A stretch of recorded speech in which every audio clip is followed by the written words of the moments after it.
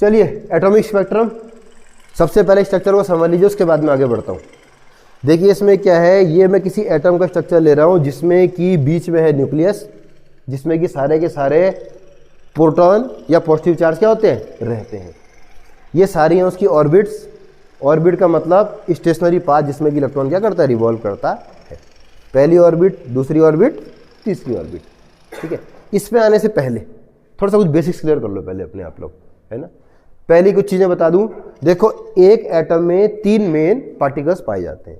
एक होता है प्रोटॉन जो पॉजिटिवली चार्ज होता है, एक होता है आपका न्यूट्रॉन जिसमें कोई चार्ज नहीं होता, और तीसरा वाला होता है आपका, उसे कहते हैं इलेक्ट्रॉन, जो नेगेटिवली चार्ज होता है, जो कि चारों ओर घूमता रहता है, विच इज ऑल्सो क्या है, रिवॉल्विंग, जो कि मूव कर रहा है आपका।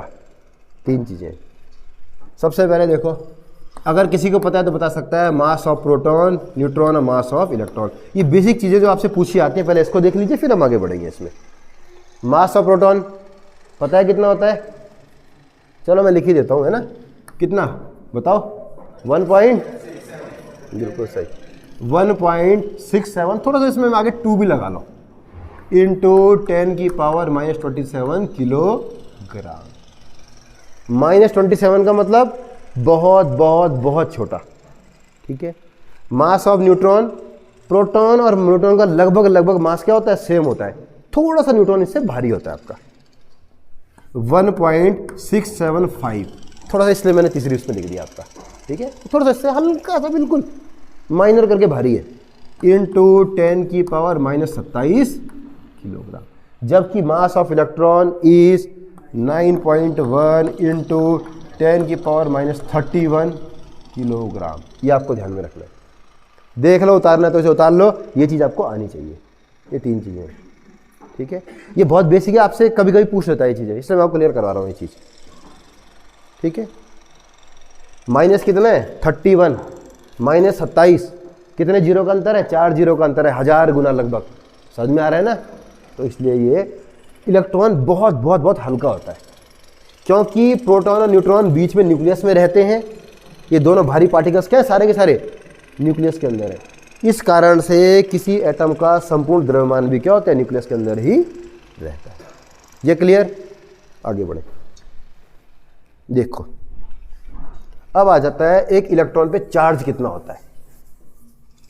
इलेक्ट्रॉन क्या है, electron is a negatively charge particle, जिस पर की जो चार्ज होता है उसकी वैल्यू होती है 1. कितना है इस पे चार्ज, 1.6 इंटू 10⁻⁻19 कूलाम। लिखो साहब,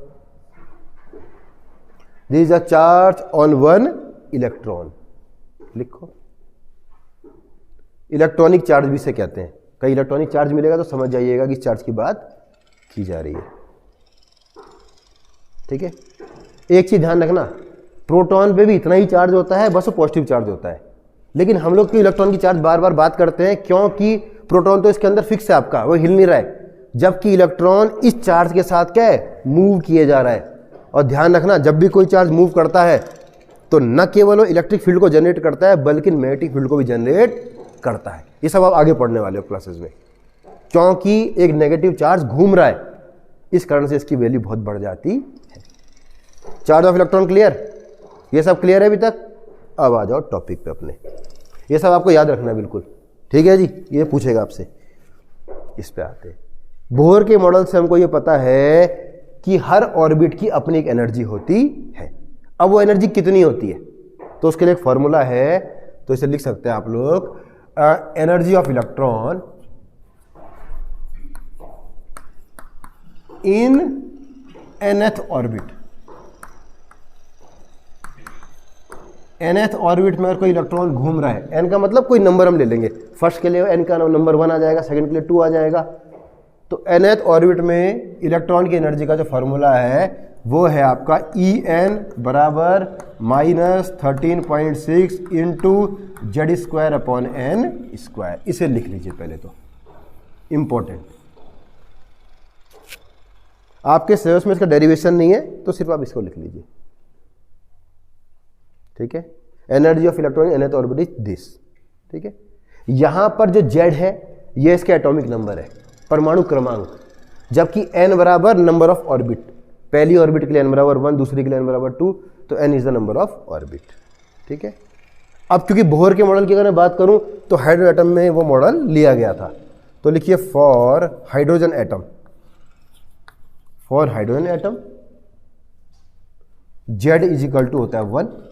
ठीक है, आइए आगे, तो यहां से क्या हो जाएगा, तो En बराबर -13.6 इंटू n स्क्वायर, सिर्फ इतना ही रह जाएगा। देखो करूँ कैलकुलेट, अब मैं मान निकालने जा रहा हूं। ठीक है, तो फॉर n बराबर 1 और कौन सा ऑर्बिट है, फर्स्ट ऑर्बिट, एनर्जी हो जाएगी E1 बराबर, यहां पे आ जाएगा 13.6 अपॉन 1 का स्क्वायर बराबर -13.6 इलेक्ट्रॉन वोल्ट EV। ये बताऊंगा अभी क्या होता है अगले टॉपिक में। लिखो अगला, लिखो फॉर n बराबर 2, या किसके लिए आ जाएगा, second orbit, E2 is equal to आ जाएगा -13.6 अपॉन क्या आ जाएगा, n बराबर 2, 2 का स्क्वायर 2 दूनी 4, तो ये बराबर आता है -3.4 इलेक्ट्रॉन वोल्ट। इसी प्रकार से E3 बराबर अगर मान रखूंगा तो मैं, ये आ जाएगा 13.6 अपॉन 3 का स्क्वायर 9, ये आ जाएगा -1.51 इलेक्ट्रॉन वोल्ट। इसी प्रकार से E4 बराबर जो वैल्यू आ जाएगी वो आ जाएगी, कितने का स्क्वायर आ जाएगा, 4 का स्क्वायर, 4 चौको 16, तो ये आ जाएगा माइनस में 0.85 इलेक्ट्रॉन वोल्ट। ऐसे करके औरों का भी आप निकाल सकते हो। तो ये एक फॉर्मूला है, इस फॉर्मूले के द्वारा आप लोग निकाल सकते हो कि किसी ऑर्बिट में किसी इलेक्ट्रॉन की एनर्जी कितनी होती है। देखिए, और मान रखना है आपको। ठीक है, पहले समझो इतना, उसके बाद आगे बढ़ेंगे हम लोग।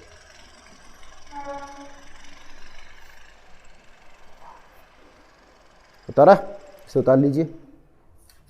अब मैं यहां पे जा रहा हूं, देखो यहां पे, इसका मतलब इस ऑर्बिट की एनर्जी कितनी होगी, इसकी होगी 13.6 इलेक्ट्रॉन वोल्ट, माइनस में इस वाले कितनी होगी 3.4 इलेक्ट्रॉन वोल्ट, माइनस में सेकंड ऑर्बिट है, इस वाले कितनी होगी -1.51 इलेक्ट्रॉन वोल्ट। इससे ऊपर अगर कोई होगा तो उसकी क्या हो जाएगी 0.85, और भी आगे बढ़ोगे तो फिर 0.45 हो जाती है, वटएवर। इस प्रकार से हर ऑर्बिट की अपनी एनर्जी होती है, जिसका मान मैं आपको ही बता चुका हूं। इतना समझो पहले, फिर आगे बढ़ रहा हूं। क्लियर, आगे बढ़ो।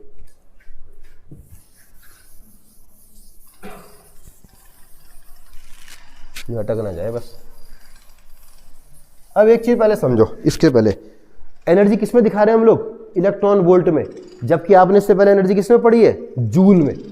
एक्चुअली होता क्या है कि एटम क्या है, एक बहुत छोटा सा पार्टिकल होता है, इलेक्ट्रॉन उससे भी छोटा होता है, तो एनर्जी भी इसकी क्या होगी, कंपेयर करेंगे तो बहुत छोटी एनर्जी आती है इसमें। जूल एक बहुत बड़ा मात्रक होता है, इसलिए एनर्जी को किसमें हम लोग दिखाते हैं, इलेक्ट्रॉन वोल्ट में। और एक इलेक्ट्रॉन वोल्ट बराबर 1.6 इंटू 10 की पावर -19 जूल। इसे भी लिख लो, एक नंबर में क्वेश्चन, वेरी इंपॉर्टेंट। लिखिए, electron volt, 1 electron volt is equal to 1.6 10 की पावर -19 जूल। ये चार्ज के बराबर ही आ रहा है, इतना ही चार्ज इलेक्ट्रॉन में क्या होता है, पाया जाता है। लिखो इलेक्ट्रॉन वोल्ट, देख लो पहले, -19 बहुत कम, -19 है ना, बहुत कम, यानी कि 1.6 के अपॉन में क्या लग जाएगा, एक के आगे 19 जीरो, समझ रहे होंगे। आगे बढ़ो, चले आगे। अब यहां समझो सब है, अब ये तो क्लियर है। अब यहां पे मैं समझाता हूं तुम्हें, ये आ गया, ठीक है, ये क्लियर, एनर्जी क्लियर, ठीक। अब देखो कुछ टर्म है, पहले उन्हें समझ लीजिए, उसके बाद हम आगे बढ़ेंगे। अगर मैं एक डायग्राम बनाऊंगा जिसमें मैं इन सारी एनर्जीज को दिखाऊंगा, उसे बोलते हैं एनर्जी लेवल डायग्राम, वो आप आगे पढ़ोगे अभी, ठीक है। इसमें कुछ टर्म आते हैं आपके, इसमें पहला टर्म है आपका, इसे बोलते हैं आयोनाइजेशन। अब देखो आयोनाइजेशन क्या होगा, इससे पहले तुम एक्साइटेशन समझो, पहले नंबर 2 वाला समझो, फिर नंबर 1 पे आते हैं हम लोग। एक्साइटेशन समझो पहले। होता क्या है, ध्यान दो, अगर इसे कहीं से, माना कि कोई इलेक्ट्रॉन है जो फर्स्ट ऑर्बिट में घूम रहा है आपका, इसे कहीं से एनर्जी मिल गई और एनर्जी लेने के बाद ये ट्रांजिशन करके सेकंड ऑर्बिट में चला गया। इस प्रोसेस को बोलते हैं एक्साइटेशन। बिल्कुल, एक्साइट हो गया, ऊपर चला गया, इसे थोड़ी सी एनर्जी और मिल गई, ये और ऊपर चला गया, क्या हो जाएगा, मोर एक्साइटेशन। तो this process is known as excitation. पहले ये समझ में आई। देखो इसकी एनर्जी है 13.6, इसकी एनर्जी है कितनी, 3.4। डिफरेंस देखो, अगर मैं बोलूँगा E1 minus E2 is equal to आ जाएगा माइनस 13.6 माइनस फिर माइनस में 3.4, यही है ना। तो कितना आ जाएगा, ये आ जाएगा 10.2 इलेक्ट्रॉन वोल्ट, वो भी किस में, वोल्ट है, प्लस में। ठीक है, होता क्या है, अगर पहले वाले एटम को 10.2 की एनर्जी मिल गई तो इस एनर्जी को खाकर वो सेकंड ऑर्बिट में चला जाएगा। समझ में आ रहा है। इसी प्रकार से अगर तीसरे वाले में कितनी है, 1.51 माइनस पहला वाला, जो भी एनर्जी का डिफरेंस आ रहा होगा आपका, उतनी एनर्जी अगर उसे मिल जाए, वो एनर्जी को लेगा और उस ऑर्बिट में चला जाएगा। This process known as excitation. इसके लिए जो एनर्जी चाहिए होती है that is called excitation energy, जैसे मैंने ये बताई आपको, दिख रही है। यानी कि 10.2 इलेक्ट्रॉन वोल्ट वो एक्साइटेशन एनर्जी है जिसको खाकर की कोई इलेक्ट्रॉन ग्राउंड लेवल से या n बराबर 1 ऑर्बिट से सेकंड ऑर्बिट में चला जाता है। Associated energy excitation energy, associated potential excitation potential.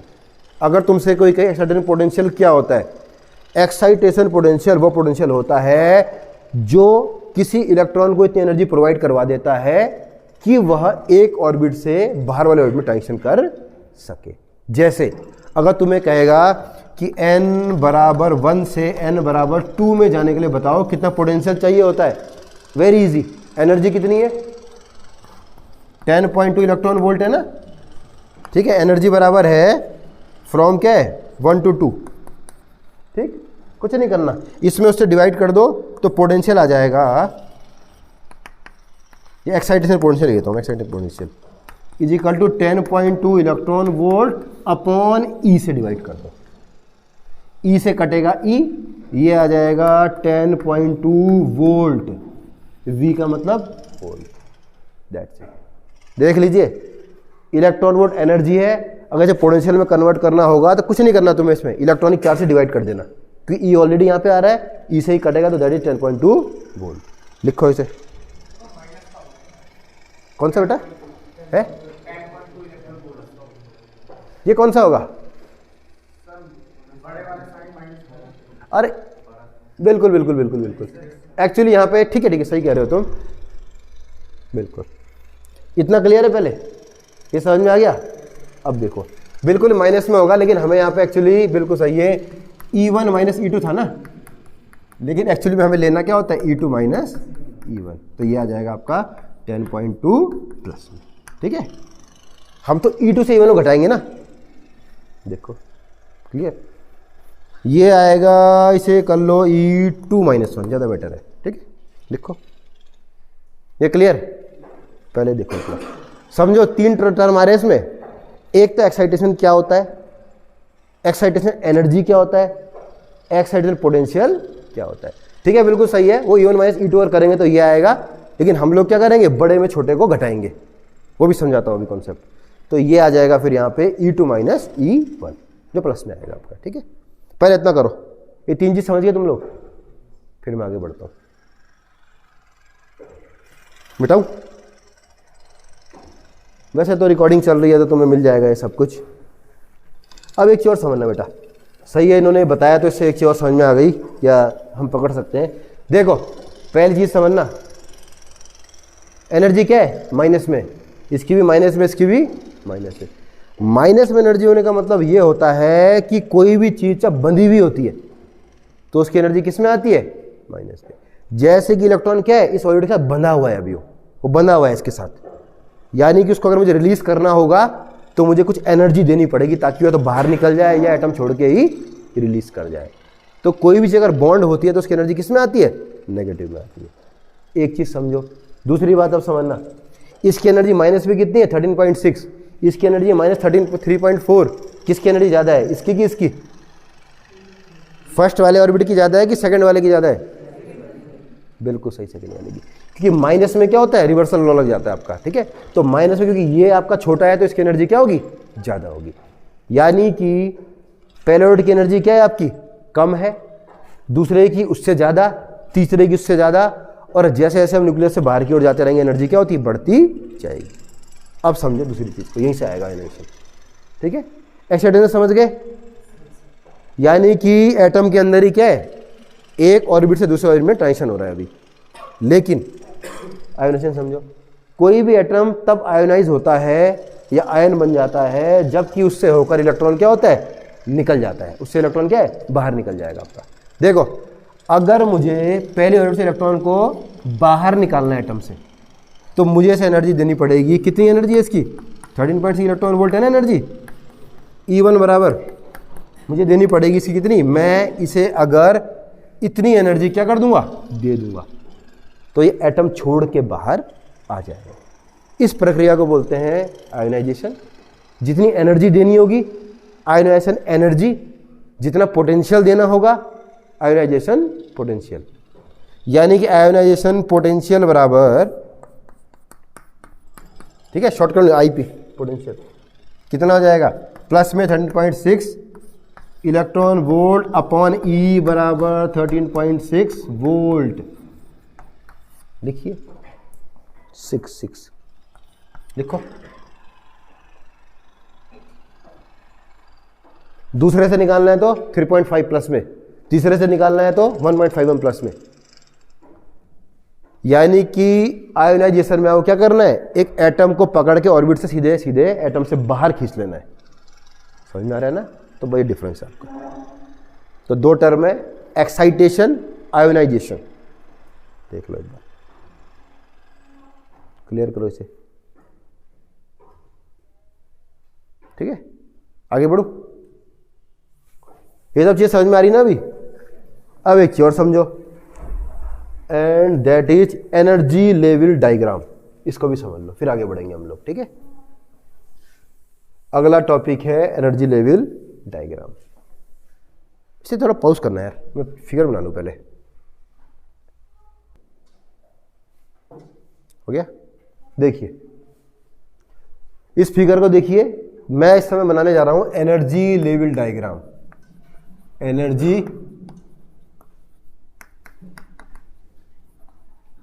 Level diagram. इस डायग्राम में हम क्या देखेंगे? हम इस डायग्राम में अभी फिलहाल जो देख रहे हैं कि अलग अलग ऑर्बिट्स में इलेक्ट्रॉन की एनर्जी कितनी आ रही है। अगर किसी इलेक्ट्रॉन का ट्रांजिशन होता है from one orbit to another, तो हमको पता है, देखना, अगर वह हायर एनर्जी लेवल से लोअर एनर्जी लेवल पे आएगा, यानी कि हायर ऑर्बिट से लोअर ऑर्बिट में आएगा, तो ऐसे में वह रेडिएट करेगा फोटोन, जो कि इस फॉर्मूले से हमको पता है इसका मान कितना आता है, ठीक है। E2 माइनस E1, अगर कोई लेट एज्यूम करो कि सेकेंड ऑर्बिट से पहले ऑर्बिट में ट्रांजिशन हुआ, ऐसे में E2 माइनस E1 बराबर h न्यू, समझो यहाँ पे, यानी कि जो फोटोन निकलेगा उसकी फ्रीक्वेंसी जो होगी इनकी एनर्जी के डिफरेंस के बराबर आएगी, ठीक है। या मैं देख लीजिए फ्रीक्वेंसी न्यू बराबर होती है 1/λ, या 1 की जगह लिखो c/λ, ठीक है। c है अगर एक फोटोन आ रहा है, ध्यान रखना फोटोन क्या है आपका? एनर्जी पार्टिकल है, रेडिएशन का पार्टिकल है, and light is a part of just radiation. जो रेडिएशन आता है ना उसका हिस्सा लाइट भी होता है, तो फिलहाल मैं लाइट के उसमें ले रहा हूं। लाइट की स्पीड होती है c/, ये होगी इसकी वेवलेंथ, ठीक है ना। तो इस डायग्राम से हमें क्या पता चलेगा कि वो किस वेवलेंथ का होगा, यानी कि ट्रांजिशन होगा वो किस वेवलेंथ का होगा। अगर वो सेकंड से पहले में आता है, या वो थर्ड से पहले में आता है, या वो फोर्थ वाले से आता है पहले में, यानी कि पहले में आना है बस, ऊपर कहीं से भी आए, तो उसकी जो वेवलेंथ आएगी, करस्पॉन्डिंग वेवलेंथ, वो एक सर्टेन रीजन पे आती है। समझ में आ रहा है? जिस रीजन पे वो आती है उस रीजन की अगर मैं सीरीज बनाऊंगा तो उसे बोलते हैं लाइमन सीरीज। कहीं से भी आए, कितने ऊपर से आए, बस वो फर्स्ट ऑर्बिट में क्या होना चाहिए? आना चाहिए। समझ में आ रहा है ना। तो उसकी करस्पॉन्डिंग वेवलेंथ को हम यहाँ से निकाल सकते हैं इस फॉर्मूले से। अगर दूसरे से पहले में आएगा, अभी बताया था 13.6 माइनस 3.4 बराबर इस फॉर्मूले में एच का मान फिक्स है, H is the plank constant 6.67 10 की power minus 34 into speed of light 3 10 की पावर 8 वेवलेंथ निकल जाएगी। थोड़ी सी मैथ्स लगानी पड़ेगी। तो वेवलेंथ जो आती है इन सब की वो लाइमन सीरीज में आती है, जो कि अल्ट्रा वायलेट रीजन में आता है। रेडिएशन के कई रीजन होते हैं, रेडियो वेव भी होती है, लाइट वेव भी होती है, अल्ट्रा वायलेट भी होती है, इंफ्रारेड भी होती है, बहुत सारी होती है आपकी। ये क्लियर पहली चीज। इसी प्रकार से अगर ऊपर से सेकंड ऑर्बिट में आ रहा है ट्रांजिशन किसी का, बस सेकंड में होना चाहिए, तो ये आता है आपका बाल्मर सीरीज। ठीक है, ये आता है बाल्मर सीरीज विजिबल रीजन में। इसी प्रकार से अगर ऊपर से कहीं थर्ड वाले में ट्रांजिशन हो रहा है आपका किसी भी उससे, और ऊपर दिखा दूं, अभी जगह नहीं है, मैं फिलहाल मान के चल रहा हूं कि ऊपर हायर ऑर्बिट्स भी हैं आपकी। ठीक है, तो ये आएगा पास्चन में। उससे ऊपर अगर हो रहा है यहाँ पे, यहाँ से ऊपर की ओर से आ रही है तो होता है ब्रैकेट। इसके बाद अगर यहाँ पे होगा तो होता है फुंड, PFUND। देख लो एक बार, यानी कि अगर मैं ट्रांजिशन को वेवलेंथ के क्रम में लगाऊंगा तो हर एक ऑर्बिट की अलग वेवलेंथ आती है। फर्स्ट ऑर्बिट में जो भी आएंगे वो लाइमन सीरीज में आते हैं, सेकंड ऑर्बिट में जो भी आएंगे वो बाल्मर सीरीज में आएंगे। इसी प्रकार से अलग अलग ऑर्बिट की अलग अलग सीरीज होती हैं। तो हमारे पास टाइप से एक सीरीज बन जाती है, लाइमन सीरीज, बाल्मर और बाकी जितने भी हैं तुम्हारे, ये सारे आते हैं आपका इंफ्रारेड रीजन में। लिखो, ठीक है। इस पूरे डायग्राम को बोलते हैं एनर्जी लेवल डायग्राम। ठीक है, तुम्हें एक डायग्राम बनाना है और डायग्राम के साथ ये बताना है कि किस सीरीज में कौन सा वाला आएगा। ठीक है, कभी तुमसे पूछ लेगा कि लाइमन सीरीज में क्या होता है, ट्रांजिशन होता है कहां से कहां, तो तुम बताओगे क्या है, n बराबर तो 1 होना चाहिए, बाकी कहीं से भी आ जाए, 2 से आए, 3 से आए, 4 से आए, जहां से भी आए, इन्फिनिटी तक कहीं से भी आ जाए। देख लो, इतना पहले समझो। ये समझ में आ गया? अब समझो एक चीज और, एक मजे की बात बताऊं तुम्हें। सबसे पहले जो आपका बोहर मॉडल से पहले इसकी खोज की जा चुकी थी आपकी, समझ में आ रहा है ना। ये जो मॉडल आ गया था आपका, या स्पेक्ट्रम भी इसे कहते हैं, आगे पढ़ोगे आप, ये इसकी खोज आपकी बोहर मॉडल से पहले हो चुकी थी। ये विजिबल रीजन पहले ही खोज लिया गया था बाल्मर सीरीज को, क्योंकि दिखती है आपकी, समझ में आ रहा है ना। तो जब ये खोजा गया, स्पेक्ट्रम खोजा गया, तो उसके आधार बोर्ड ने हमने पोस्टुलेट्स बनाए। तो ये अजीब बात है कि पहले खोजा गया था, उसके बाद बोहर की थ्योरी आई थी आपकी। ठीक है, तो ये सब चीजें सबसे पहले बाल्मर सीरीज खोजी गई क्योंकि दिख रही थी आपकी, ये विजिबल लाइट थी। उसके बाद ये सारे बाकी देखो, अल्ट्रावायलेट रीजन और जो इंफ्रारेड रेडिएशन है ये हमें दिखाई नहीं देते, हमें सिर्फ ये दिखाई देता है। तो पहले ये चीज समझो, ये सब क्लियर हो गया। तुम्हें क्या क्या टॉपिक क्लियर कराया मैंने अभी, 3-4 ये समझना। एक तो इलेक्ट्रॉन की एनर्जी अलग अलग ऑर्बिट में, फर्स्ट में कितनी, सेकंड में कितनी, थर्ड में कितनी। एक्साइटेशन क्या होता है, excitation energy, excitation potential. Ionisation क्या होता है, ionisation energy, ionisation potential. Energy level diagrams and different series. ये सब क्लियर? तो एक ब्रेक लिया जाए, चलो एक ब्रेक लेते हैं फिर।